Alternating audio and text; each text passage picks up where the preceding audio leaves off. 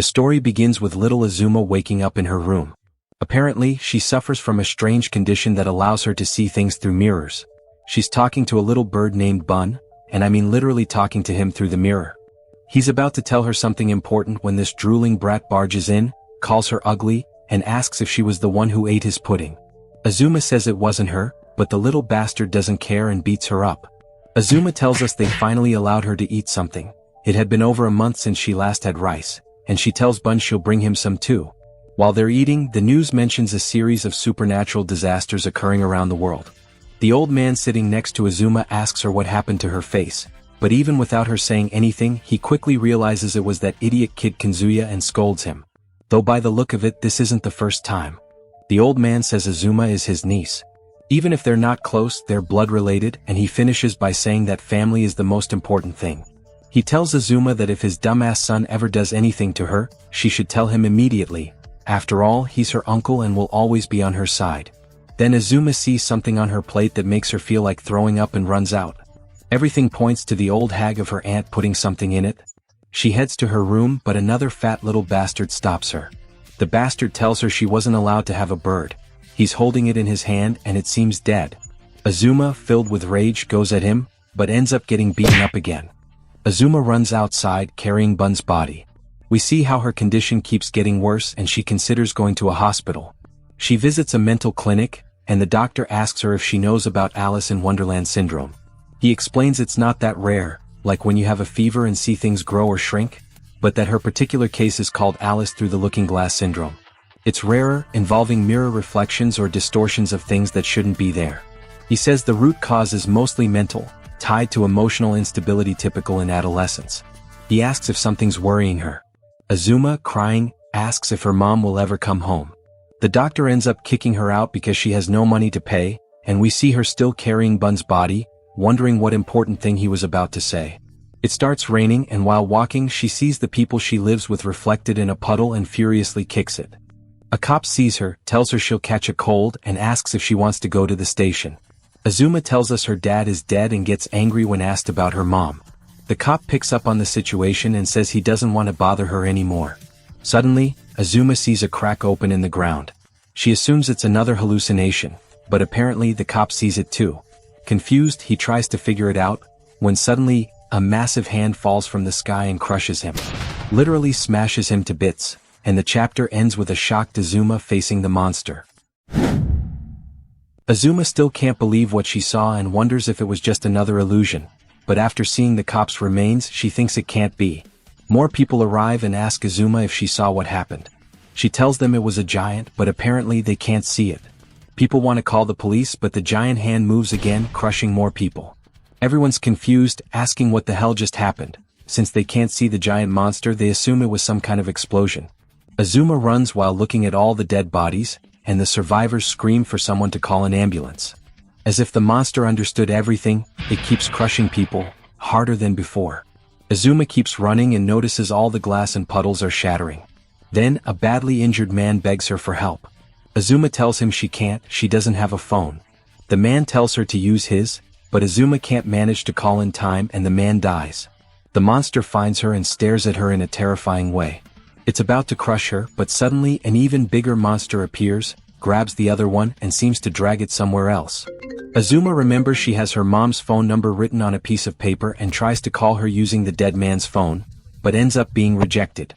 Back at the house of those miserable people she lives with, they're watching the news. They seem kind of worried and say the kids won't go to school tomorrow, so they tell them to stay in their rooms and study. The old bastard tells Azuma that, as her uncle, he has to check her academic progress, so he tells her to go to her room. He'll be there in a second. Azuma, terrified, runs and tries to lock herself in, but the damn old man manages to get in and tells her to take off her clothes. Azuma tries to resist with all her strength, but in the end she's a child and he's an adult. She can't do anything. The sick bastard even tells her she should be used to it by now. I'm gonna have to censor this part because it's way too disturbing. The chapter ends with a creature seemingly pulling Azuma's soul into a mirror. As that happens, we hear some people murmuring about a girl arriving and someone wakes Azuma up. A crazy dude tries to catch the creature that brought her but fails again, saying he still couldn't do it.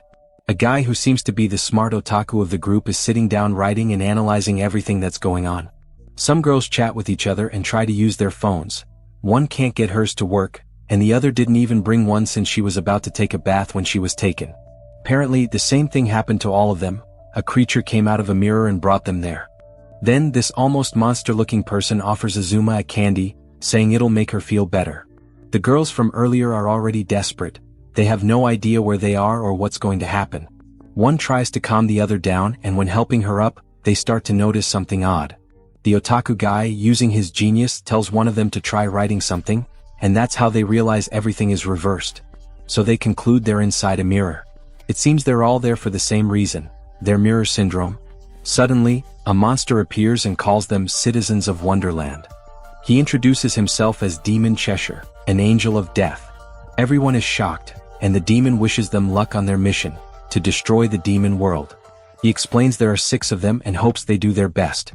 Then, out of nowhere, a monster shows up and starts chasing them, trying to kill them. Azuma falls behind, and a boy grabs her hand, telling her not to stand still or she'll be crushed.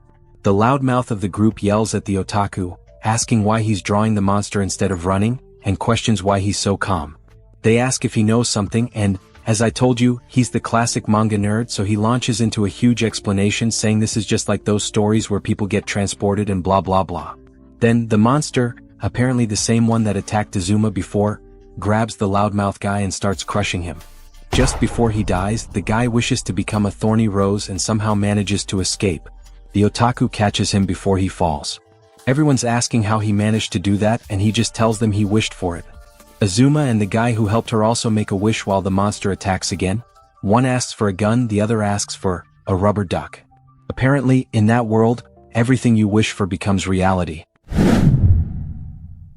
The otaku also tries to create a gun and attack the monster, but notices something weird. It feels like a toy gun, so it doesn't do any damage.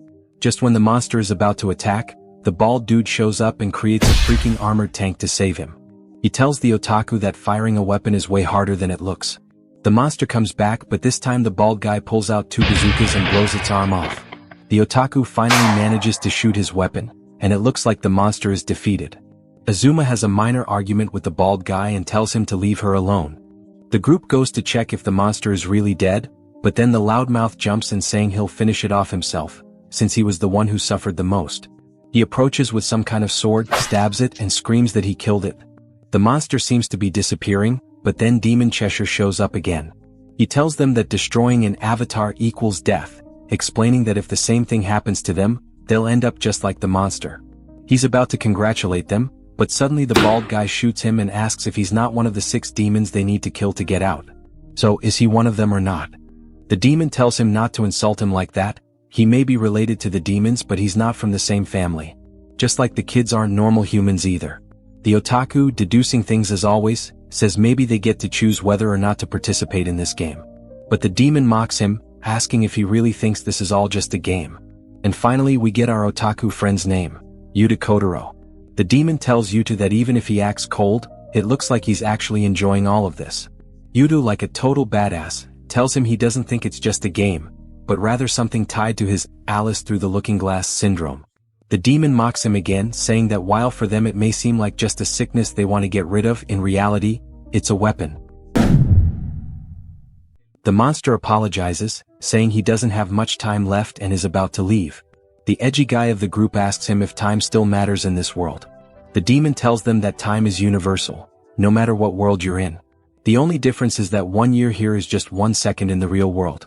So Yuta asks about their earlier theory, that they're inside a mirror, but the demon says he doesn't have time to explain everything. Technically they're not inside the mirrors. It's more like an artificial world created by demons, made specifically to run this whole operation. They want to keep asking questions, but the demon says time's up. Still, Yuta, being smart as hell, tells him that since everyone here was brought against their will, the least they deserve is a proper explanation. The demon agrees but says he'll only answer 3 questions. One of the girls is about to ask something, but Yuta, always the tactician, tells everyone to chill and think before speaking. But Azuma doesn't give a damn and blurts out, "Do you know where my mom is?" The demon, in Minecraft mode, gives her the exact coordinates. 2 questions left. Azuma almost asks what the coordinates even mean, but the girl quickly covers her mouth and instead asks two questions at once. What is the demon world? And will more of them come after us? The demon, humble as ever, answers both.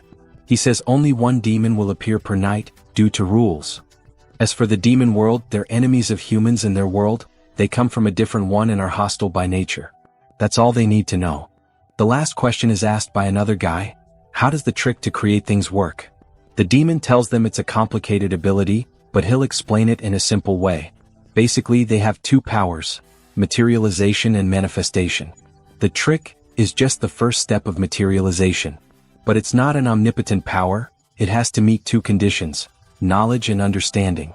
So he gives a long explanation on why some people couldn't use their powers. To sum it up, making things like knives or bats is easier because they're primitive, you just need to know how to stab or hit. But to create more complex weapons you need technical knowledge. That's why the bald guy could make a bazooka and a tank, he used to be in the military. To wrap things up, the demon dissolves Yuta's arm to prove their bodies aren't real. They were made using each person's vitality, so basically, they're like puppets. Yuta, genius as always, realizes that every time they create something, they're using their own vitality. He compares it to other series, Ki in Dragon Ball, Chakra in Naruto, Aura in Hunter x Hunter, etc. The demon tells him not to get too hyped. It's similar, but in this world just moving drains vitality. The girl, whose name we finally get, Minori, asks what happens if they run out. The demon says if that happens their real bodies will die. Everyone gets serious. The bald guy shoots the demon and asks how they can leave. The demon says their three questions are up, but being the humble dude he is, he still answers, as long as they create weapons that make sense, their vitality will regenerate gradually. So running out of vitality is nearly impossible. He tells them not to worry and go all out.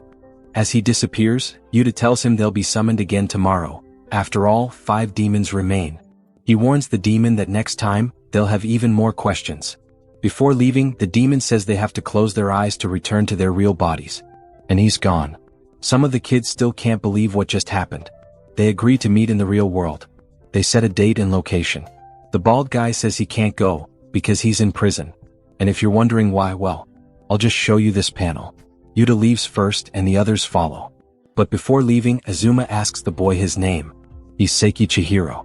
Back in the real world. I'm gonna have to censor what happened to Azuma after being alone with her uncle. Yeah, you get the idea.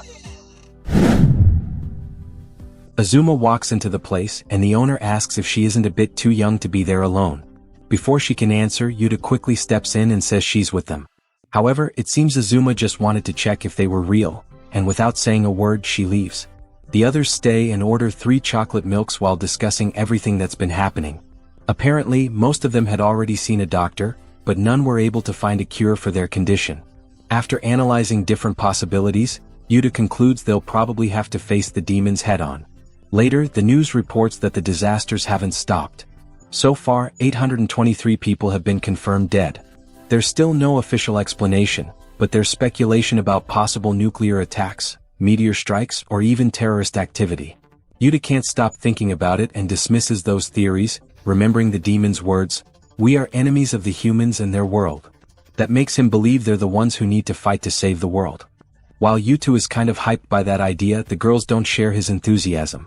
They ask why they have to be the ones to do it, considering their lives are already hard enough. Meanwhile, Azuma is at a bookstore looking for information about guns. With no money to buy anything, she tries to steal some books but gets caught by the manager.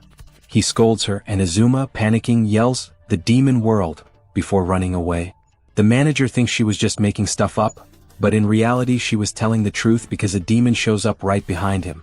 Later we see Azuma again, exhausted and starving, still carrying her bird, which is now stiffer than my old socks. She doesn't seem to realize it's already very much dead. Meanwhile, Yuta checks his watch and the others are waiting. Suddenly, the girl starts yelling at Cheshire, the demon, demanding that he show up. He finally appears, but this time he warns them that there's no time for questions. The second demon will arrive in less than a minute. He tells them to get ready for battle. Still, the girl insists, "Are all the disasters that have been happening the demon's fault?" Cheshire just says, "Yes." Yuta approaches Adachi, the loudmouth guy, and asks why he didn't show up to their previous meeting. Adachi, with tears in his eyes, confesses that his mother died because of the disasters. Right at that moment, he and Azuma see something strange in the sky. Seiki grabs Azuma and yells at everyone to run. The battle begins. A demon appears and attacks Adachi, who's frozen in shock and doesn't react. The demon uses lightning, and Azuma realizes it's the same one she saw before. And well guys, I'm gonna leave the video here. If you enjoyed it, don't forget to smash that like button and subscribe so I can keep bringing you more of this kind of content. As always, I'll leave the link to read the full story in the pinned comments. See you in the next video.